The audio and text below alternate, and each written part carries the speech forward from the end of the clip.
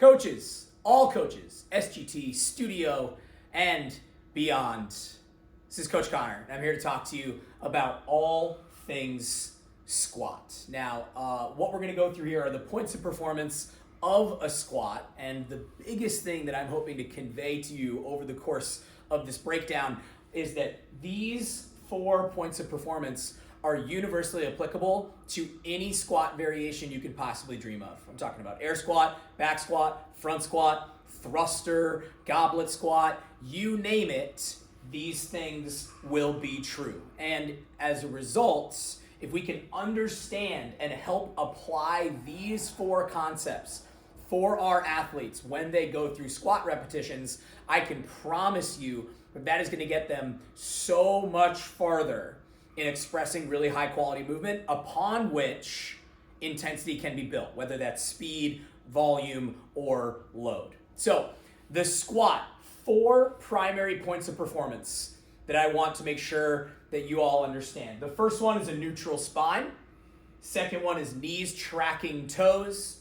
The next one is weight in the heels with a little bit of an asterisk next to it. And then the last one has to do with getting the hip below the knee or range of motion. So in order, neutral spine. That just implies that as the athlete descends into the bottom of the squat and as they stand up out of the bottom of the squat, we maintain a neutral relationship from shoulder to hip. A vast majority of the time, that's going to mean that we stop athletes from rounding forward, especially when we start adding external loading into the rep. That said though, you may come across some really hypermobile athletes who are actually overextended and we violated that neutral position because the ribs are flared rather than this rounding of the back. So how do we address both of those things at the same time? Something like back flat could be a great verbal cue to help make sure that athletes are maintaining that neutral relationship between shoulder and hip, keeping core tight, and ultimately keeping a sound position. So next up, knees tracking toes. What that means is both on the descent and ascent of a squat, the athlete's knees are aligned really more with their kind of ring and pinky toe as they squat and as they stand. Now, traditionally, the most common violation of this is knees that track inwards. They start caving, whether, again, it's due to load or fatigue or whatever. But it's also possible that you'll see athletes who knife edge. They come too far out onto the outsides of their feet. So in that sense, this cue, drive knees out, will address the knees caving that you might see in an athlete, although, again, it's worth noting, you may see it to the other extreme, in which case we'd want to pull athletes' knees in, or perhaps more applicably, cue them to keep their whole foot on the ground. Next point of performance, weight in the heels, which, I'll do my best not to get too off track here, is actually, in my opinion, not as great of a cue as it is widespread believed to be. And I'll tell you why.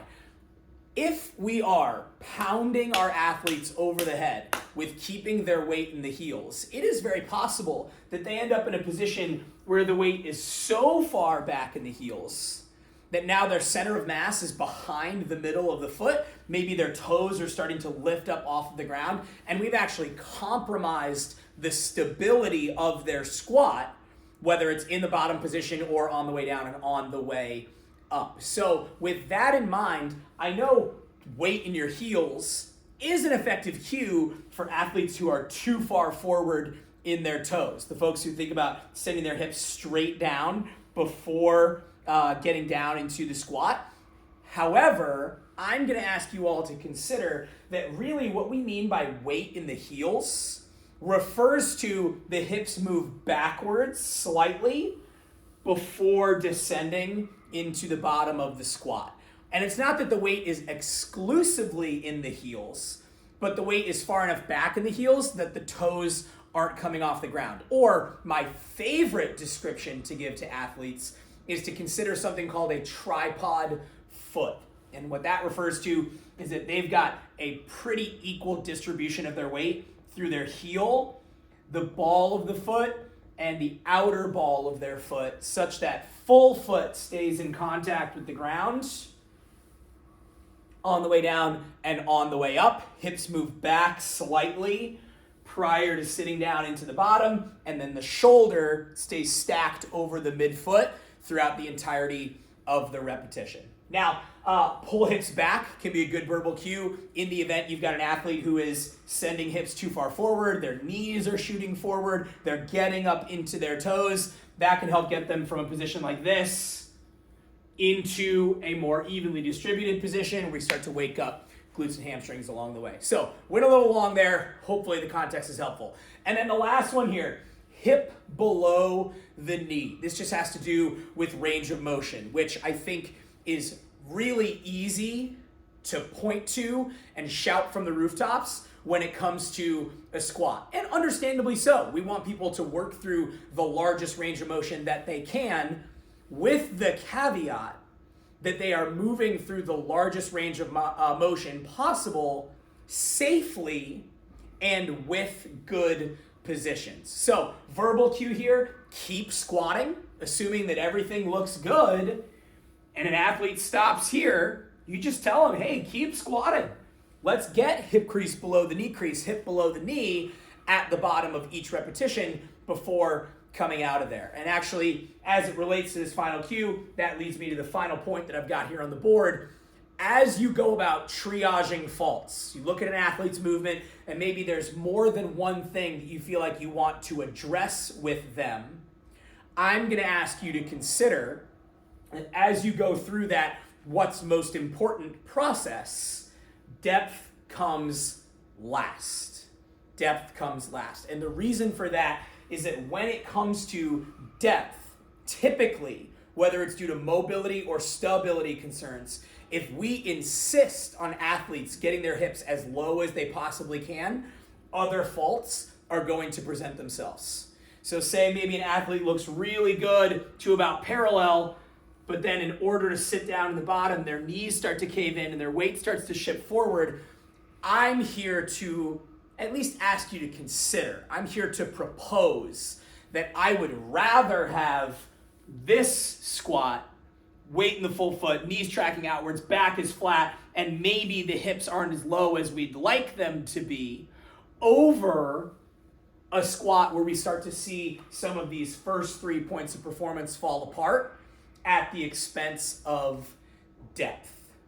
So, all that to say, on the one hand, remember your 4 points of performance.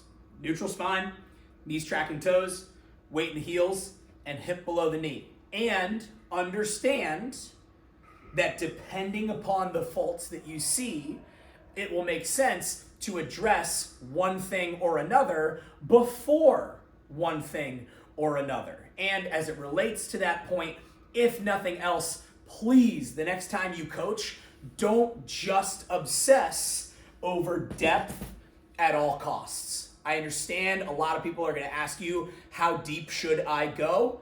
How low is good enough? How low is low enough? My ask of you as coaches and as professionals is to consider not just as deep as you can, but rather as deep as you can squat with good positions. And then make sure they understand what those good positions look like. If you have questions about any of this stuff, please reach out to me. Part of what I'm hoping to do and part of what we as master trainers and coaches in the space is we're trying to help arm you with information so that you can go forth and put forth the best experience possible for your athletes. That said, I don't want this just to be a one-way street. So if you have questions about this stuff, if you have questions about other movement patterns, please do not hesitate to reach out. Always, I'm in your corner. Always, I'm here to help. And I'm looking forward, frankly, to doing just that. Thank you, as always, for the great work that you do. And I'm looking forward to seeing you soon.